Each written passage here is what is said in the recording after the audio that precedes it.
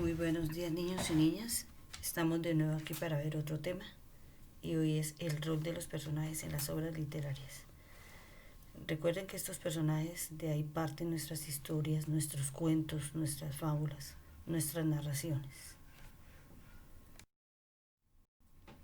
Entonces, ¿qué es un personaje? Es un ser, ya sea humano, animal, sobrenatural o de cualquier otro tipo, que interviene en una obra artística, teatro, cine, libro, etc. Los personajes suelen ser actores principales de una ficción y quienes dan impulso a las acciones. Estos pueden ser primarios o principales, que se llaman protagonistas, secundarios, que es el que sigue en importancia del deuterogonista, terciario, que es el personaje con menor importancia, y el antagonista, que es el enemigo de los protagonistas. Pero también encontramos diversidad de clases de personajes según el tipo de narración. Entonces veamos cuáles son. Los personajes pertenecientes tanto a una obra de teatro como en un cuento se presentan por sí mismos bajo sus acciones.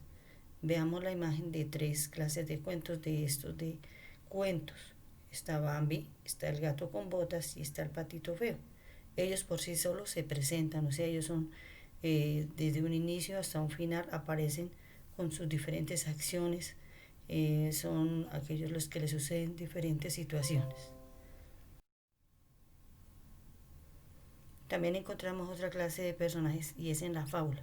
Recordemos que la fábula es donde intervienen especialmente animales o cosas, y es una composición literaria narrativa breve, generalmente en prosa o en verso, en la que sus principales personajes sean animales o cosas inanimadas que hablan y actúan como seres humanos, y recordemos que la fábula es la que nos está dejando siempre una enseñanza o una moraleja.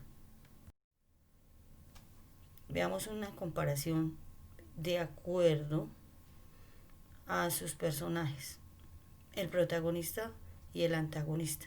El protagonista, que es el principal, es el personaje principal de una historia, es el que produce el avance del fin o quien intenta llegar a una meta, y el protagonista es el bueno. El antagonista también es un personaje importante, es el que intenta detener al protagonista, quien plantea siempre los obstáculos y es el malo. Pero para que estos personajes que acabamos de ver se desarrollar dentro de una trama, ¿qué es la trama?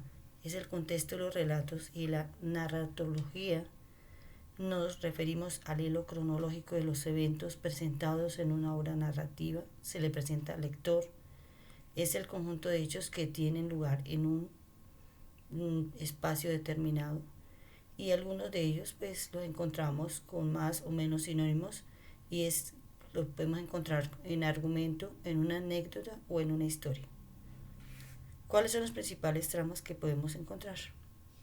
La narrativa, que es la que relata los sucesos; la descriptiva, que es la que caracteriza personas, situaciones y objetos; la conversacional, que se presenta en forma de diálogo; la expositiva, que presenta datos; la explicativa, que profundiza un tema; la argumentativa, que defiende puntos de vista, creencias y conocimientos; y la de actividad.